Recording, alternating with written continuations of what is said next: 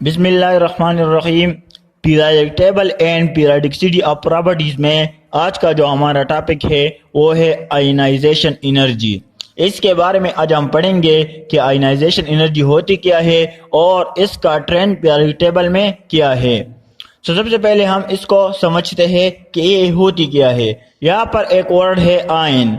Ion का मतलब क्या होता है? हमारे पास कोई भी एटम हो या ग्रुप ऑफ एटम हो जिसके ऊपर चार्ज होता है उसको हम आयन कहते हैं।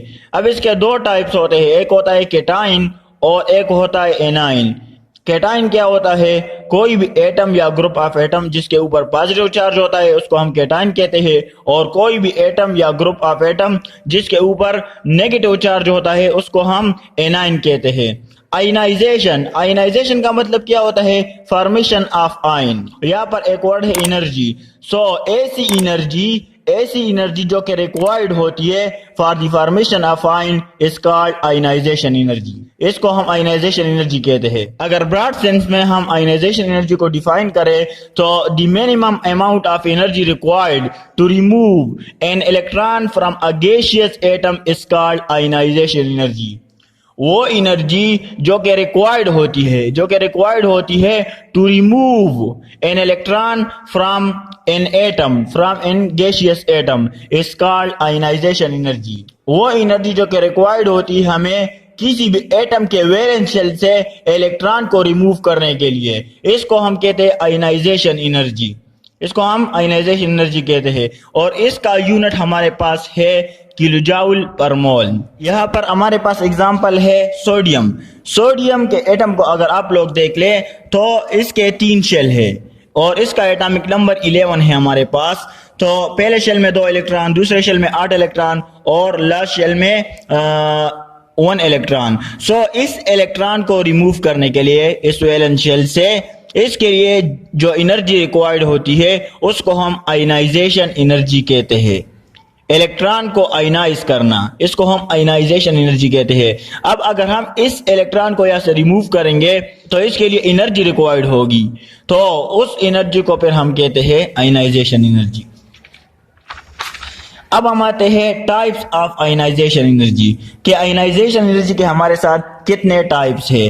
फर्स्ट ऑफ ऑल हमारे साथ है first ionisation energy. The amount of energy required to take out first electron from outermost shell of gaseous isolated atom is called first ionization energy। किसी भी एटम के आउटर मोस्ट शेल से first electron को निकालना, जैसा कि हमारे साथ सोडियम है, यहाँ पर इसके वैलेंस शेल से ये वाला फर्स्ट इलेक्ट्रॉन निकालना, इसको हम फर्स्ट आयनाइजेशन एनर्जी कहते हैं। यहाँ पर हमने मैग्नीशियम का एग्जांपल भी लिया हुआ है कि मैग्नीशियम हमारे पास इसके 3 शेल होते हैं और फर्स्ट शेल में 2 इलेक्ट्रॉन, फिर 8, फिर 2। तो यहाँ से अब अगर हम इलेक्ट्रॉन निकालेंगे तो क्या होगा? इसके लिए जो एनर्जी रिक्वायर्ड होती है उसको हम आयनाइजेशन एनर्जी कहते हैं, क्योंकि हमारे पास इसके नतीजे में आयन बनता है। तो अगर हम यहाँ से एक इलेक्ट्रॉन रिमूव करते हैं बाय आयनाइजेशन एनर्जी तो यहाँ पर हमारे पास आ जाते हैं 2, 8 और यहाँ से एक इलेक्ट्रॉन रिमूव हो गया तो 1। और इसके लिए जो एनर्जी रिक्वायर्ड होती है वो 738 किलोजूल पर मोल एनर्जी रिक्वायर्ड होती है और इस एनर्जी को हम फर्स्ट आयनाइजेशन एनर्जी कहते हैं। अब सेकंड आयनाइजेशन एनर्जी क्या होती है कि the amount of energy required to take out second electron from gaseous monopositive cation to form a dipositive cation. किसी भी एटम के आउटर मोस्ट शेल से सेकंड इलेक्ट्रॉन को निकालना, इसके लिए जो एनर्जी रिक्वायर्ड होती है उसको हम सेकंड आयनाइजेशन एनर्जी कहते हैं। एग्जांपल हमारे साथ है Mg। यहाँ पर जो कैटायन बना है, यहाँ पर हमने लिया है, यहाँ से एक इलेक्ट्रॉन ऑलरेडी रिमूव्ड है तो यहाँ पर कैटायन बन चुका है। अब जब हम यहाँ से सेकंड इलेक्ट्रॉन यहाँ से निकालेंगे ये वाला इलेक्ट्रॉन, तो हमारे पास मोनो पॉजिटिव कैटायन से डाई पॉजिटिव कैटायन बनेगा। यहाँ पर आप लोग देख सकते हैं कि जब यहाँ से ये इलेक्ट्रॉन निकलेगा तो 2 और 8, 2 इलेक्ट्रॉन रिमूव हो गए और यहाँ पर जितनी एनर्जी रिक्वायर्ड होगी वो है 1451 किलोजूल पर मोल। इसको हम सेकंड आयनाइजेशन एनर्जी कहते हैं। यहाँ पर हम एक और एग्जांपल डिस्कस करते हैं MgCl2। यहाँ पर इसके आउटर मोस्ट शेल में कितने इलेक्ट्रॉन है? 2 इलेक्ट्रॉन है और इसके साथ 2 क्लोरीन एटम अटैच है। तो ये क्या करेगा, जब हम आयनाइजेशन एनर्जी यहाँ पर देंगे तो यहाँ से फर्स्ट इलेक्ट्रॉन रिमूव हो जाएगा, और जब ये फर्स्ट इलेक्ट्रॉन रिमूव हो जाएगा तो वो इस क्लोरीन के पास आ जाएगा। ये इलेक्ट्रॉन डोनेट करता है और क्लोरीन इलेक्ट्रॉन एक्सेप्ट करता है। इसके लिए जो आयनाइजेशन एनर्जी रिक्वायर्ड होती है उसको हम फर्स्ट आयनाइजेशन एनर्जी कहते हैं। अब यहाँ पर सेकंड इलेक्ट्रॉन भी मौजूद है, तो मैग्नीशियम का जो न्यूक्लियस है वो क्या काम करेगा, वो सारा का सारा फोर्स ऑफ अट्रैक्शन इस सेकंड इलेक्ट्रॉन पर लगाएगा, क्योंकि पहले मैग्नीशियम क्या करता था कि अपना फोर्स ऑफ अट्रैक्शन इन दोनों इलेक्ट्रॉनों पर लगा रहा था। अब जब फर्स्ट इलेक्ट्रॉन रिमूव हो गया तो इस इलेक्ट्रॉन का जो रिमूव हो गया इसका फोर्स ऑफ अट्रैक्शन भी मैग्नीशियम इस वाले इलेक्ट्रॉन पर, सेम इलेक्ट्रॉन पर लगाएगा। तो यहाँ पर फोर्स ऑफ अट्रैक्शन डबल हो जाएगा, यहाँ पर फोर्स ऑफ अट्रैक्शन डबल हो जाएगा।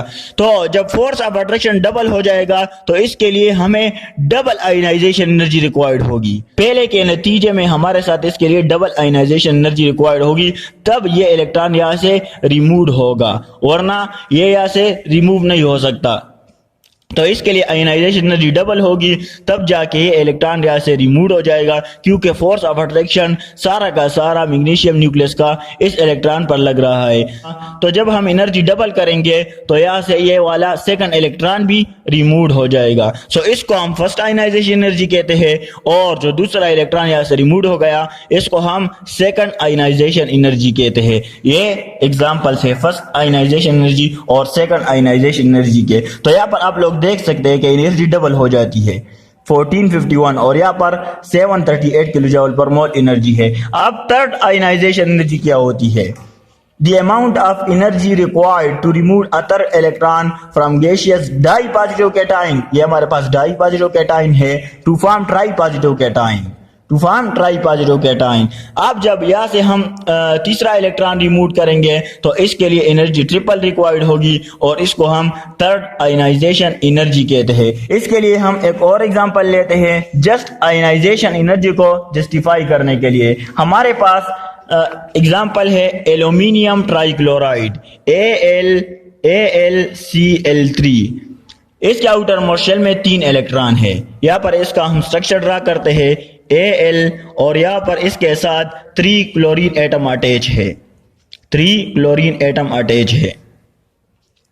अब ये फर्स्ट इलेक्ट्रॉन डोनेट करेगा फर्स्ट क्लोरीन एटम को, सेकंड इलेक्ट्रॉन डोनेट करेगा सेकंड क्लोरीन एटम को, और थर्ड इलेक्ट्रॉन डोनेट करेगा थर्ड क्लोरीन एटम को। तो यहां से जब फर्स्ट इलेक्ट्रॉन निकलेगा, ये डोनेट करता है और क्लोरीन एक्सेप्ट करता है, तो इसके लिए जो एनर्जी रिक्वायर्ड होती है उसको हम फर्स्ट आयनाइजेशन एनर्जी कहते हैं। यहां से जब इलेक्ट्रॉन निकलेगा तो ये डोनेट होगा इस क्लोरीन एटम को, और क्लोरीन एटम इसको एक्सेप्ट करेगा। तो इसके लिए जितनी अमाउंट ऑफ एनर्जी रिक्वायर्ड होती है इसको हम फर्स्ट आयनाइजेशन एनर्जी कहते हैं। अब जब ये सेकंड इलेक्ट्रॉन डोनेट करेगा, इसके लिए जो एनर्जी रिक्वायर्ड होती है इसको हम सेकंड आयनाइजेशन एनर्जी कहते हैं। और लास्ट में जब ये aluminium atom third electron donate करेगा तो वो ये क्लोरीन एक्सेप्ट करेगा, तो इसके लिए जो अमाउंट ऑफ एनर्जी रिक्वायर्ड होती है उसको हम थर्ड आयनाइजेशन एनर्जी कहते हैं। लेकिन सवाल ये पैदा होता है कि थर्ड आयनाइजेशन एनर्जी हमारे पास ज्यादा होती है सेकंड आयनाइजेशन एनर्जी से, और सेकंड ज्यादा होती है फर्स्ट आयनाइजेशन एनर्जी से। तो ये क्यों, थर्ड क्यों ज्यादा होती है? तो यहाँ पर आप लोग देख सकते हैं कि ये एल्यूमिनियम एटम का सपोज यहाँ पर ये न्यूक्लियस है, और ये इन तीनों क्लोरीन एटम पर सेम फोर्स ऑफ अट्रैक्शन लगा रहा है, या तीनों इलेक्ट्रॉन पर सेम फोर्स ऑफ अट्रैक्शन लगा रहा है। तो जब पहला इलेक्ट्रॉन यहाँ से रिमूव हो जाता है, तो वो फोर्स ऑफ अट्रैक्शन इस इलेक्ट्रॉन का जो रिमूव हो गया वो इन दोनों इलेक्ट्रॉन पर डिवाइड हो जाता है। वो फोर्स ऑफ अट्रैक्शन यहाँ पर लग रहा होता है, और जब सेकंड इलेक्ट्रॉन यहाँ से रिमूव हो जाता है तो सेकंड इलेक्ट्रॉन का जो फोर्स ऑफ अट्रैक्शन है और इस फर्स्ट वाले इलेक्ट्रॉन का जो फोर्स ऑफ अट्रैक्शन है, इन दोनों का फिर इस इलेक्ट्रॉन पर लग रहा होता है। तो फोर्स ऑफ अट्रैक्शन बहुत ही ज्यादा हो जाता है थर्ड इलेक्ट्रॉन पर। तो इसीलिए थर्ड इलेक्ट्रॉन को रिमूव करने के लिए जो एनर्जी रिक्वायर्ड होती है वो बहुत ज्यादा एनर्जी होती है। तो इसी वजह से हम कहते हैं कि थर्ड आयनाइजेशन एनर्जी ज्यादा होती है सेकंड आयनाइजेशन एनर्जी से, और सेकंड ज्यादा होती है फर्स्ट आयनाइजेशन एनर्जी है। इस एग्जांपल से हमने इसको जस्टिफाई कर दिया है। अब हम आते हैं इसके ट्रेंड के बारे में कि इसका ट्रेंड क्या है पीरियोडिक टेबल में। जब हम पीरियोडिक टेबल में अक्रॉस द पीरियड जाते हैं फ्रॉम लेफ्ट टू राइट, तो हमारे पास आयनाइजेशन एनर्जी इंक्रीज होती है। क्यों इंक्रीज होती है? Due to an increase in the nuclear charge and decrease in the atomic size. इसको हम देखते हैं कि ये क्यों इंक्रीज होती है। तो जब हम लेफ्ट टू राइट जाते हैं, यहाँ पर आप लोग देख सकते हैं, तो number of shell remain the same, number of shell remain the same, लेकिन एटॉमिक साइज डिक्रीज होता है।